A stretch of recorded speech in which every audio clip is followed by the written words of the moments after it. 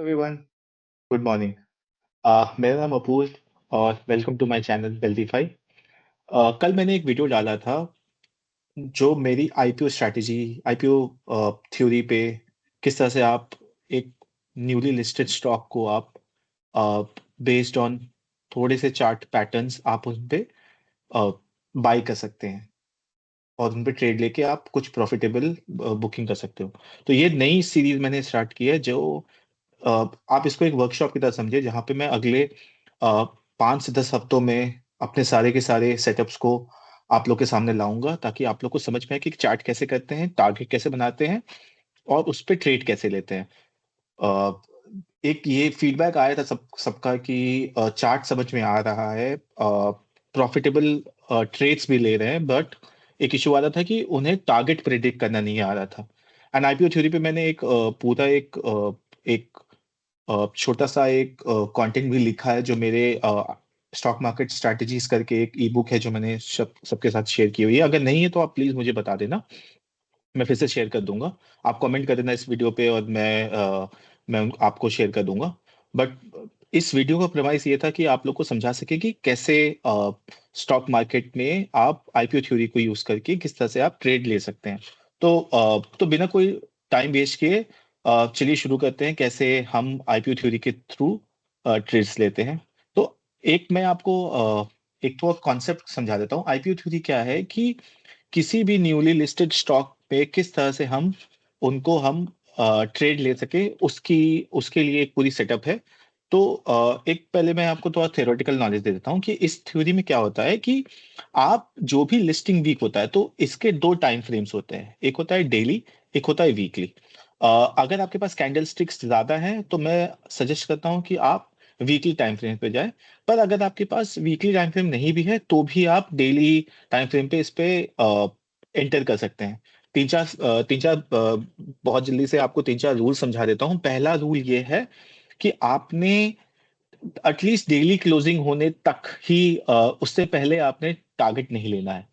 दूसरा रूल है कि जब आप एंटर करते हैं तो आपका एसएल उस वीक के लो से नीचे होता है। थोड़ा सा एक दो पॉइंट और नीचे रखा करिए अपना बफर के लिए।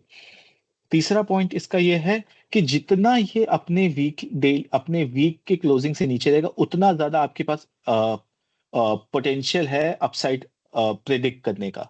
तो जितना ज्यादा आपको नीचे मिलेगा, जितना ज्यादा वो अपने आईपीओ लिस्टिंग वीक के से नीचे कंसोलिडेट करता है, आईपीओ थ्योरी उतनी ज्यादा स्ट्रांग हो जाती है, उतना ज्यादा उसके पास टाइम होता है और अपॉर्चुनिटी होता है टारगेट हिट करने का।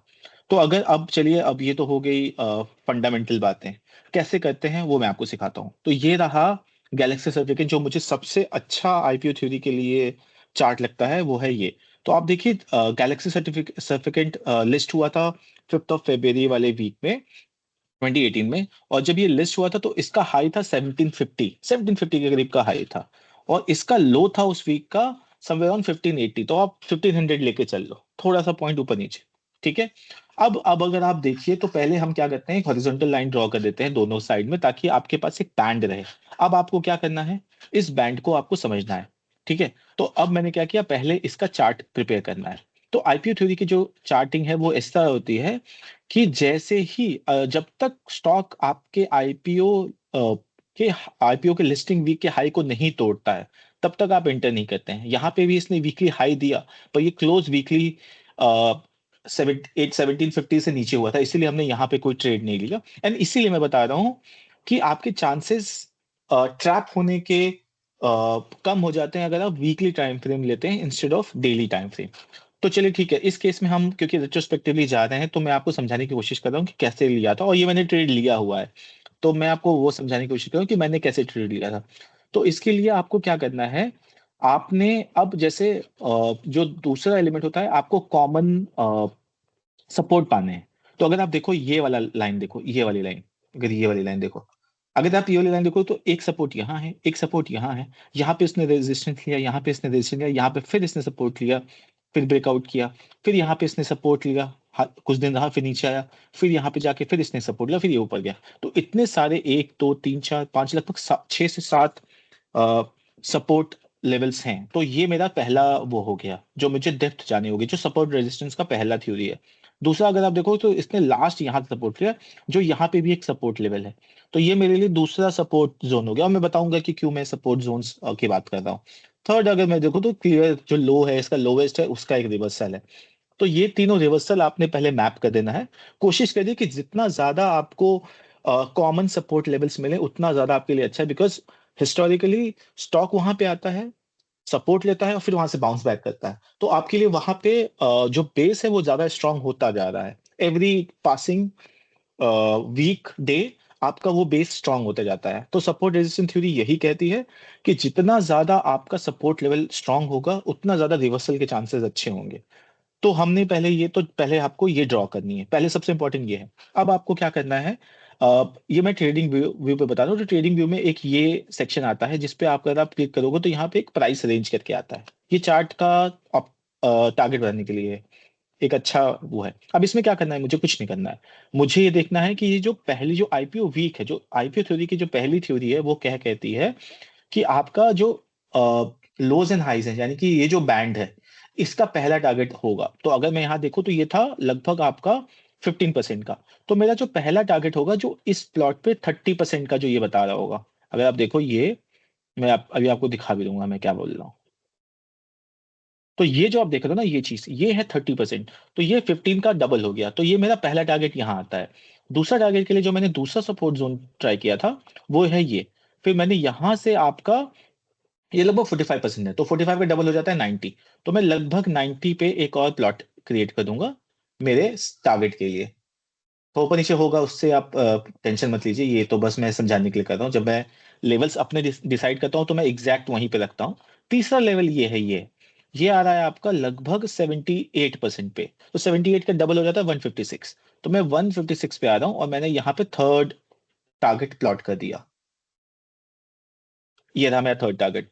फोर्थ है मेरा यहाँ पे, जो लास्ट सपोर्ट था। अगर मैं इसको देखूं तो मैंने यहाँ से टारगेट प्लॉट किया, और ये हर बार हम आईपीओ के जो लिस्टिंग वीक का हाई होता है वो वहां से लेते हैं। तो ये 98, आप इसको थोड़ा सा मैथ इजी करने के लिए मैं इसको 100 ले लेता हूँ। तो ये 100 का 200 अब मैं यहाँ तक जा रहा हूँ।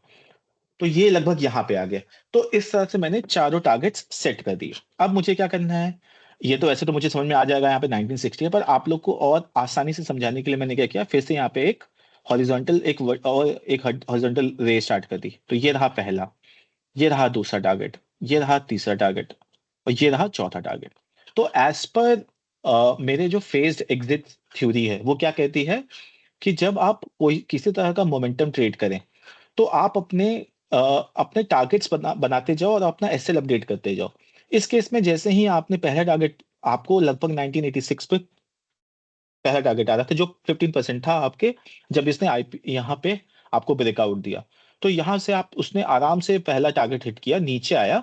आपका एसएल अभी नहीं लगा है, आपका एसएल है यहाँ पे ये एसएल 1520। तो हमने 1500 का एसएल लगा लिया था, अभी तक इसने एसएल नहीं क्रिएट किया, टिक किया, फिर ऊपर गया, फिर इसने नीचे आया और फिर इसने दूसरा टारगेट हिट किया जो हमारा था 2350 पे, जो समवेयर अराउंड आई थिंक 45% था। 90 को देख के मुझे लगता है 45% था।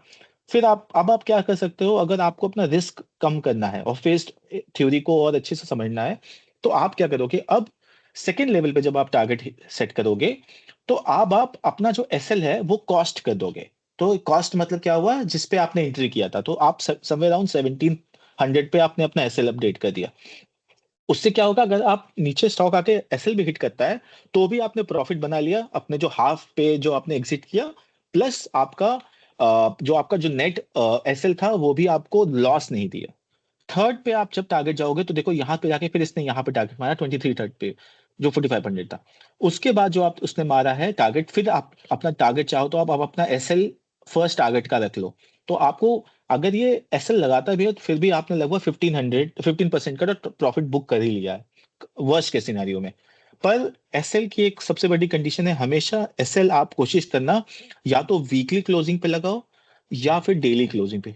क्या इसका मतलब होता है, अगर मैंने बोला यहाँ पे कि मेरा एसएल है 1500, 1518, तो जब तक स्टॉक 1518 के नीचे, यानी कि 1500 के नीचे क्लोज नहीं होगा मैं एसएल नहीं लूंगा। अगर मान लो 1495 का लो बनाया लेकिन क्लोज 1510 हुआ तो मैं नहीं लूंगा एसएल। पर अगर अगले दिन इसने 1500 से नीचे क्लोजिंग दे दी, मान लो अगले दिन इसने 1490 की क्लोजिंग दे दी, तो फिर मैं अगले दिन, जब उसके अगले दिन जब ट्रेड होगा, जैसे ही वो 1400, अगर मान लो वो 1490 पे क्लोज किया लेकिन अगले दिन 1515 पे मान लो ओपन हुआ, मैं तब तक वेट करूंगा जब तक वो 1500 के नीचे नहीं आता। जैसे ही 1500 के नीचे आएगा मैं अपना क्लोज कर दूंगा। तो एसएल लेना बहुत इंपॉर्टेंट है, closing basis SL. Please comment करना अगर आपको सीबीएसएल समझना है कि कैसे लेते हैं, उस पर मैं एक डिटेल वीडियो बना दूंगा। बट ये रहा मेरा थर्ड टारगेट। फोर्थ टारगेट हमने यहाँ पे 26 27 का लिया था। तो इस तरह से हमने गैलेक्सी सफेकेंट पे लगभग, अगर आप इस चारों फेज थ्योरी पे चलोगे तो लगभग आपने मेरे हिसाब से लगभग 45 से 50% मैंने प्रॉफिट बुक किया था जस्ट एक थ्योरी पे। अब ये क्यों इंपॉर्टेंट है, फेज आईपीओ थ्योरी क्यों इंपॉर्टेंट है, कि सोचो ना, इतना कम आपके पास चार्ट्स हैं, इतना कम कैंडल है कि आपको एक टारगेट बनाना बहुत मुश्किल हो जाता है। तो आईपीओ थ्योरी आपको वही हेल्प करती है कि जहां पे डेटा कम है, जहां पे आपको प्राइस एक्शन या टेक्निकल एनालिसिस करना मुश्किल है, आप फिर भी टारगेट ले सकते हैं, आप फिर भी एक सेटअप बेस्ड ट्रेड कर सकते हैं, जहां पे आपका एसएल भी डिफाइंड है, जहां पे आपका टारगेट भी डिफाइंड है, सो दैट आपको वो जो मार्केट की सबसे बड़ी प्रॉब्लम होती है ग्रीड, इमोशन ड्रिवन ट्रेडिंग, वो आपकी नहीं होगी, क्योंकि आप अपना प्रॉफिट बुक करते जा रहे हैं एज पर योर सेटअप। तो ना ग्रीड आ रहा है, ना फियर आ रहा है, ना फोमो आ रहा है।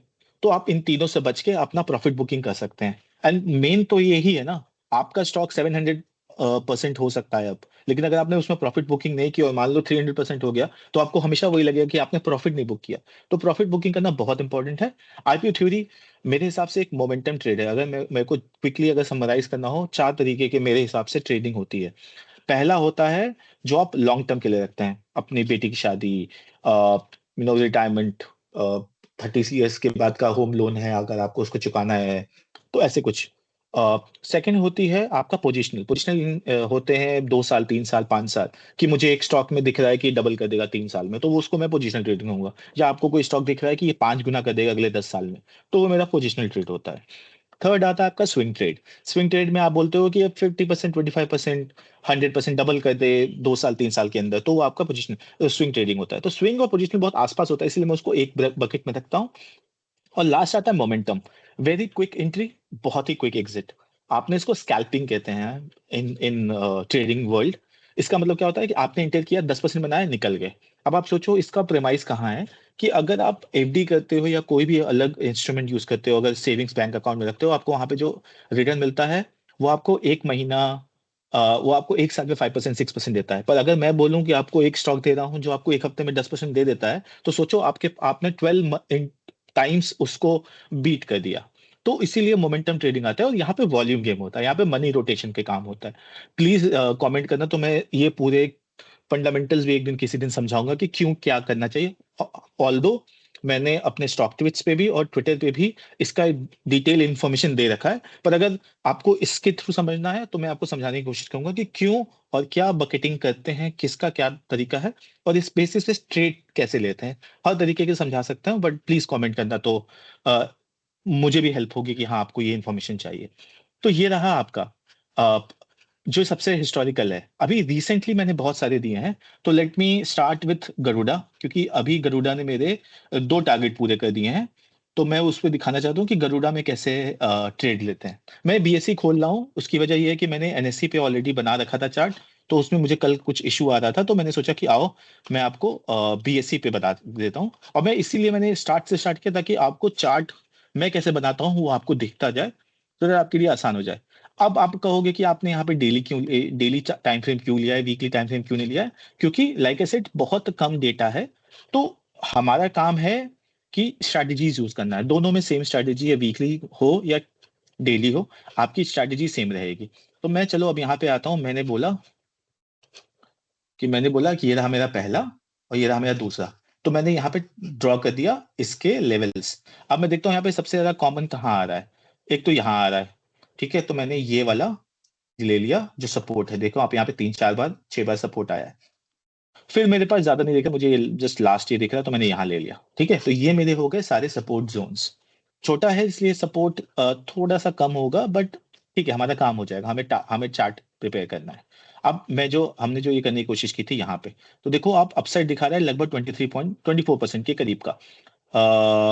एग्जैक्ट था 23.67, तो आप 47% का लेके चलो, ठीक है।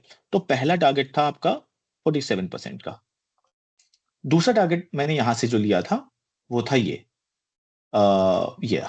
इसका आ गया आपका, ये आ गया आपका 34%। आप 35 लेके चलो तो 70 का आपका सेकंड टारगेट होगा। तो सेकंड टारगेट देखो यहाँ पे एग्जैक्ट डॉट टू डॉट 70% मारा है, वो मैं भी आपको दिखा भी दूंगा कैसे मारा है। और थर्ड टारगेट हो गया ये है आपका करूड़ा का, एक सेकेंड इंटरनेट स्लो चल रहा है शायद। ये हो गया आपका 40%। ये हो गया आपका, इसको बंद करना पड़ेगा। ये हो गया आपका 58%। आप हाँ 58% लेकर चलो तो हो गया आपका 160 ना, हाँ 116। तो आप 116 आ जाओ। ये रहा आपका थर्ड टारगेट। तो अब मैं फिर से यही आके आपको हेल्प करता हूँ कि हम कहाँ टारगेट ले रहे हैं। पहला टारगेट, दूसरा टारगेट, तीसरा टारगेट। अब देखो कितना ब्यूटीफुल था आईपीओ थ्योरी का, कि आप समझो कि जो मैंने आईपीओ थ्योरी से आपको समझाने की कोशिश की थी, मेरे जो पहले दो टारगेट, तो हमने कहाँ एंट्री किया पहले ये आप समझिए। हमने एंट्री किया था यहाँ पे 28 दिसंबर फ्राइडे था, वीकली क्लोजिंग भी हुआ था और डेली क्लोजिंग भी हुआ था। मैंने यहाँ पे एंटर किया था, इनफैक्ट मैंने तो लोगों को यही बता दिया था। आई थिंक मैंने गरुणा का लोगों को यहाँ बताया है 75 के अराउंड पे। आप एक बार चार्ट देख लेना, मैंने यहाँ कहीं पे बताया है गरुणा का, यहाँ पे आई थिंक 70-80 पे बताया है। एग्जैक्टली यानी है, प्लीज एक बार चार्ट देख लेना। पर मैंने कहा था जहां आपको 120 से ऊपर क्लोजिंग मिले प्लीज पकड़ लेना इसको, आपका एसएल होगा सिंपल 100, यानी कि 20% का एसएल है।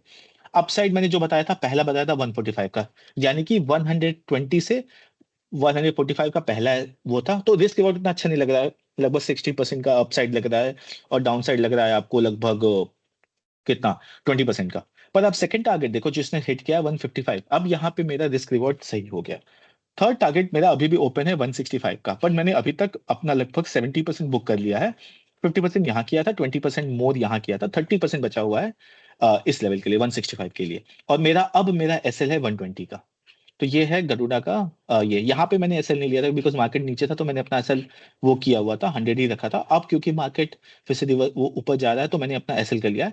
आप चाहो तो ये भी एसएल ले सकते हो 110 का, आप देखोगे अगर, तो ये रहा, इस पे अच्छा एक सपोर्ट जोन बन रहा है, ये देखो इस पे एक अच्छा सपोर्ट जोन बन रहा है, तो यहाँ पे आप अभी के लिए 110 का एसएल ले सकते हो। तो इस तरह से मैंने गरुड़ा पे ट्रेड किया। अब आते हैं, ये रहा दूसरा। अब एक आते हैं जो अभी मैंने रिसेंटली लिया था और इसमें भी मुझे काफी जल्दी प्रॉफिट मिला था, वो है नीवा व्यूपा। ये मैं आपको इसलिए बता रहा हूँ कि आप समझिए कि हम लोग कैसे ट्रेड लेते हैं। तो इसका सिंपल है, जैसे मैंने बोला, एक यहाँ पे आप चार्ट लगा दो। इसका मैं ये ऑन कर देता हूँ, मैग्नेट से एकदम कंफर्म आता है। और एक नीचे, यानी मैंने दो लगा दिया, और इसका एक ही लो मारा था इसने, ये रहा दूसरा लो। अब मैंने क्या किया, अब मैं वापस आता हूँ अपने चार्ट पे। मैंने पहला टारगेट सेट किया था नीवा बुका का। आप मेरे पास मैसेज होगा, आप प्लीज मेरा चार्ट देख लेना, आप प्लीज मेरा लेवल्स देख लेना। ये कम से कम समवेयर अराउंड 21 पे ये गया था। नीवा बुका का पहला टारगेट था 21 पे, ये रहा। दूसरा टारगेट मैंने सेट किया था नीवा व्यूपा के लिए 17 का, तो 34%। हाँ, तो ये मेरे दो टारगेट्स थे नीवा व्यूपा के लिए। एक था मेरा ये, और एक था मेरा ये।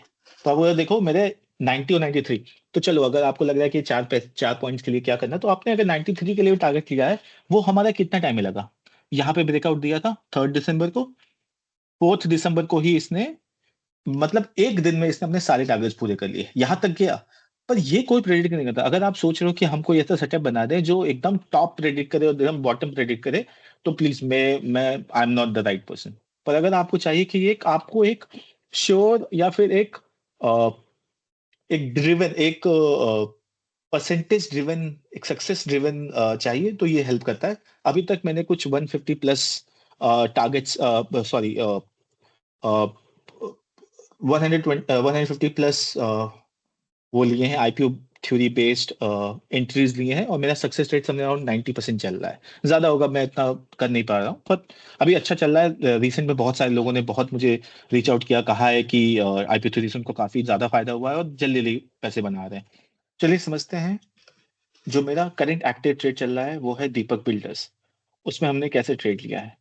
तो वही पुराना मैग्नेट ऑन करिए, रे सेलेक्ट कर लीजिए। आप चाहिए तो यहाँ पे अगर आपको थोड़ा बहुत समझना है तो आप ट्रेंड लाइन ये ले लीजिए, हॉरिजॉन्टल लाइन ले लीजिए इंस्टेड ऑफ ये, बट कॉन्सेप्ट सेम है। यहाँ रखा आपने, यहाँ रखा आपने, ये दो आ गया। फिर एक आपको दिख रहा है यहाँ पे सपोर्ट, तो आपने यहाँ पे एक सपोर्ट डाल दिया, फिर आपने एक यहाँ सपोर्ट डाल दिया, और जो लास्ट जिसने सबसे वीकली सबसे लो मारा था वो है ये। ठीक है, अब आपको क्या करना है, अब आपने मैग्नेट हटाना है, अपना वही प्राइस रेंज लेना है, इसको थोड़ा छोटा करना है। पहला टारगेट कैसे होगा, सिंपल, ये, इसका ये, और ये था 24, 25 ले लो आप, तो 50% पे आपका पहला परसेंटेज आएगा।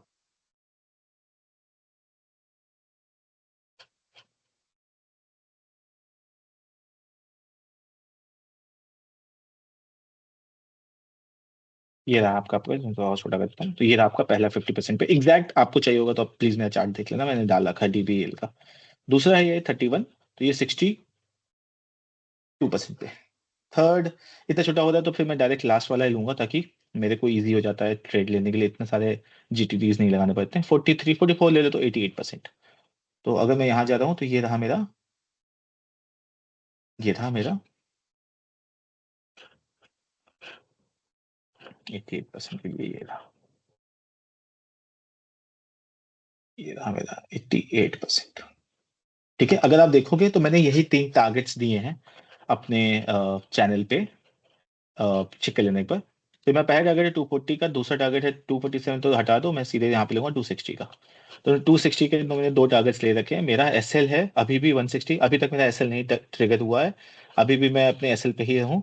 मैंने वन यहाँ पे एंट्री की थी जब इसने 200 से ऊपर क्लोजिंग दी थी, अभी मार्केट डाउन हो गया तो यहाँ, पर अभी तक मैंने इसका एसएल नहीं लिया। अगर ले भी लेता है तो मैं एसएल ले लूंगा, पर जैसे ही फिर से इसने 200 क्रॉस किया, मैं फिर से एंट्री करूंगा, मेरा एसएल सेम रहेगा 160 का, मेरे टारगेट्स सेम रहेंगे 240 के और 260 के। तो इस तरह से आपने आईपीओ थ्योरीज में अ, आपको टारगेट्स लेने हैं। अ, और कोई आपको समझना है तो जैसे अभी अभी देखिए एक एसआरएम कंस्ट्रक्शंस गया था, मैं एसआरएम कॉन्ट्रैक्टर्स का मैं एक चार्ट खोल देता हूँ। एसआरएम कॉन्ट्रैक्टर्स का भी मैंने ऐसे ही बनाया था। देखो आईपीओ थ्योरी कैसे काम करती है दिखाता हूँ। एसआरएम कॉन्ट्रैक्टर्स ये रहा, मैं इसका वीकली खोल लेता हूँ क्योंकि इसमें चार्ट काफी दिख रहा है मेरे पास। तो मैंने एसआरएम का वीकली कॉन्ट्रैक्ट वो खोल लिया, अब आप देखो, तो मेरा ये रहा पहला, तो मैं फिर वही मैग्नेट ऑन करता हूँ। अभी इसका ये सक्सेसफुल हुआ था, अभी जस्ट सक्सेसफुल हुआ था। ये मेरा जो दूसरा है वो ये हो गया, दूसरा मेरा ये था, और थर्ड था मेरा सबसे लोएस्ट वाला। तो एसआरएम के लिए जो मेरे टारगेट्स थे वो थे, एक सेकेंड, थोड़ा गलत बन गया है, हाँ ठीक है। तो एसआरएम के लिए जो मेरे टारगेट्स थे आप प्लीज देख लेना, मेरे ये थे, पहला था मेरा ये कुछ 12% है, तो 24% पे मैंने पहला टारगेट बुक किया था, और ये मैंने चार्ट पे डाल रखा है, आप प्लीज उससे कोरिलेट करते हैं। दूसरा था 35 तो 70% का, इसलिए मैं इसको मैंने ऑफ कर देता हूँ, 70 का, ये रहा मेरा 70 का टारगेट। ये थर्ड टारगेट था मेरा, जो इनके यहाँ से था, जो था आपका 66%, तो 132%, समवेयर अराउंड ये। तो अगर आप देखोगे मैंने यहीं तक का टारगेट दिया, इसके बाद ये जाता है जाने दो। हमें लाइक आई सेड हमें बनाना है अपने सेटअप बेस्ड एक प्रोफेशनल सेटअप बनाना है, एक जो थियोरेटिकली सही हो, जिसमें सारे पॉसिबिलिटीज हो, तो उस तरह से हम आपका बना सकते हैं। तो ये रहा मेरा टारगेट, ये इसने तीनों टारगेट पूरे कर दिए हैं। तो अगर आप देखो तो मेरे को इसमें काफी सारा फायदा हुआ, क्योंकि सबसे अच्छी बात क्या थी कि इसका एसएल छोटा था लेकिन अपसाइड अच्छा था, तो मैंने काफी सारा इसमें प्रॉफिट बनाया है सारे में। एंड ये इस तरह से आईपीओ थ्योरी कोशिश की मैंने आपको समझाने की। प्लीज कमेंट करना अगर नहीं समझ आता है। एक बहुत इंपॉर्टेंट बात है, पेपर ट्रेडिंग करना बहुत आसान है। पेपर ट्रेडिंग करते रहेंगे आपको कॉन्फिडेंस नहीं आएगा, स्टॉक मार्केट में कूदिए उतरिए। आईपी थ्योरी की अच्छी शुरुआत हो सकती है, बिकॉज लाइक आई सेड ये मोमेंटम बेस्ड ट्रेडिंग है, जल्दी एंटर करेंगे जल्दी आएंगे, आपका कैपिटल ज्यादा देर तक फंसता नहीं है, और आप जल्दी पैसा बना सकते हैं इसमें। थर्ड क्या चीजें हैं आईपी थ्योरी में, आपको सबसे ज्यादा फायदा तब होगा जब आपका मनी रोटेट होने लगेगा, तो आपको जो जो कहते हैं कि आपको डिफरेंस बहुत जल्दी दिखने लगेगा इन जनरल स्टॉक मार्केट में, या किसी भी ऐसे इन्फ्लेशन बीटिंग इंस्ट्रूमेंट में। आप जब तक कंपाउंडिंग, जब तक आप 5 साल, 10 साल, 15 साल, 20 साल नहीं रखते हो, तब तक आपको डिफरेंस बहुत ज़्यादा इम्पैक्टफुल नहीं दिखता है। वॉरेन बुफे ने 65 ईयर्स के बाद अपना सबसे ज़्यादा वेल्थ क्रिएट किया है। तो उतना आपको वेट करना पड़ेगा, पेशेंस चाहिए। आईपीओ थ्योरी से आप सेल्फ रिलायंट हो सकते हैं, बिकॉज मेरे को ऐसा लगता है कि ये बहुत ही आसान है। आपको कुछ इसमें ज्यादा नॉलेज नहीं है, बस 3-4 डंडियां डालनी है, अपना टारगेट्स डिसाइड करना है डेप्थ के अकॉर्डिंग, और आपको ट्रेड लेना है। तो 5,000, 10,000, 50,000, 1 लाख, 50 लाख, 1 करोड़, 10 करोड़, 100 करोड़, जितना आपका बजट है उसके हिसाब से आप छोटा सा एक कैपिटल निकाल लीजिए। इन जनरल आईपीओ थ्योरी में स्टार्टिंग में अगर आपको ये सीखना है तो 1% ऑफ योर कैपिटल आप निकाल सकते हैं, और उसमें सीखिए। अगर आपको लॉस भी होता है तो उसको ट्यूशन फीस समझ के जाने दीजिए, पर आपने एक बार सीख लिया तो आप बहुत पैसा बना सकते हैं। एंड जैसे जैसे वेल्थ आपकी इंक्रीज होती जाएगी, वैसे वैसे आप और ज्यादा पैसे बना सकते हैं। तो ये थी मेरी IPO theory. I hope you really like it. I hope आप इसको प्लीज प्लीज इम्प्लीमेंट करिएगा। मैंने ये वीडियो बहुत ज्यादा ब्यूटीफुल करने की कोशिश नहीं की है, बिकॉज मुझे ऐसा लगा था मैं यही करने की कोशिश कर रहा था, तो पिछले 9 महीने में मैंने कोई वीडियो नहीं डाला, बिकॉज मेरी स्किल सेट बहुत लिमिटेड है। एडिटिंग को लेके मेरी स्किल सेट्स बहुत लिमिटेड हैं, ये सब ब्यूटिफिकेशन करने के लिए। बट मेरी स्किल सेट एक ही चीज में है कि मैं आपको अच्छे से चार्ट समझा सकता हूँ, और मैंने इस पे मेहनत की है पिछले 5 सालों में। तो आप इसको, चार्ट को देखिए please. Please please please comment करिए अगर आपको कहीं पे कुछ और समझना हो।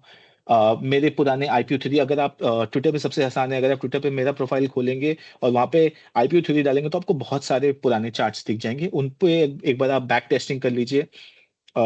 सबसे बेटर होता है नया ट्रेड लीजिए, समझिए डीपीवीआईएल खुला हुआ है अभी, गरुड़ा का एक खुला हुआ है अभी, आई थिंक कॉल क्रॉस खुला हुआ है, टॉलिंस खुला हुआ है। टॉलिंस में शायद मेरा ऐसे लग चुका है, तो एक बार चेक कर लीजिएगा। पर इन सब में बहुत सारे ट्रेड्स खुले हुए हैं, बहुत सारे पुराने ट्रेड्स हैं जिनको अभी एक्टिवेट होना है। आप उनको देख सकते हैं, जैसे अभी फॉर एग्जांपल ममता ने अपने हाई मार्क के नीचे आ गया है। ममता, आपका डैम्स कैपिटल नीचे है। तो इन दोनों में भी आप अपना एंट्री कर सकते हैं as per IP theory. Please fundamentals मत भूलिएगा। Only enter when IPO theory, IPO week, listing week या लिस्टिंग डे के हाई को नहीं तोड़ता तब तक, और क्लोज नहीं होता उससे पहले मत इंटर करिएगा। सेकंड, प्लीज इंश्योर करिएगा आपका एसएल इंटैक्ट हो, बिकॉज मार्केट कभी भी ऊपर नीचे हो सकती है। कैपिटल बचेगा तभी, तभी कैपिटल बनेगा। तो बहुत इंपॉर्टेंट है आपका एसएल बेस्ड होना चाहिए, बिकॉज ये थ्योरी अभी भी नहीं है, 2 साल से ही मैंने टेस्ट किया है। मुझे लगता है इसको और टेस्ट की जरूरत है, बट इतना है कि आप लोग के पास आके मैं इसको समझा सकता हूँ और ले सकता हूँ। थर्ड, प्लीज इमोशन ड्रिवन मत होइएगा कि अगर आपको दिख रहा है T3 आ सकता है तो मैं T1 नहीं बुक करूं। नहीं, फेज एग्जिट के साथ जाइए। आईपीओ थ्योरी बहुत ज्यादा इंपॉर्टेंट है। फोर्थ, प्लीज ट्रेड लीजिए। पेपर ट्रेडिंग या बैक टेस्टिंग कर सकते हैं, करना चाहिए, बट मेरे हिसाब से रियल इमोशंस तब आते हैं जब आप स्टॉक मार्केट में एंटर कर जाते हैं। और फिफ्थ, कभी भी समझ नहीं आ रहा है, प्लीज आप मेरे पुराने चार्ट्स खोल सकते हैं, मेरे पास जो मैंने बुकलेट बताई है वो देख लीजिए, उसके हिसाब से आप एक बार पढ़ लीजिए, एंटर करिए प्लीज। मुझे लगता है आईपीओ थ्योरी बहुत प्रॉफिटेबल हो सकती है। सो ये था मेरा पहला video on IPO, on stock market strategies. Next week मैं होपफुली एक और अपनी थ्योरी में भी, कप एंड हैंडल मैं कैसे कर रहा हूँ, फ्लैग एंड पोल कैसे कर रहा हूँ, डबल वेज कैसे कर रहा हूँ, राउंड बॉटम कैसे कर रहा हूँ, ये सब मैं करूंगा अगले हफ्ते। हर हफ्ते कोशिश करूंगा ऐसे ही, ज्यादा ज्यादा काम झाम ना करके। बट एक एक इंग्लिश में एक हिंदी में वीडियोस हर वीक स्टार्ट करूंगा। ये सीरीज स्टार्ट ही इसलिए की है। So I hope you really liked it. My name is Apoor. This is Wealthify, and we just have one motto: let's get rich together. Thank you so much.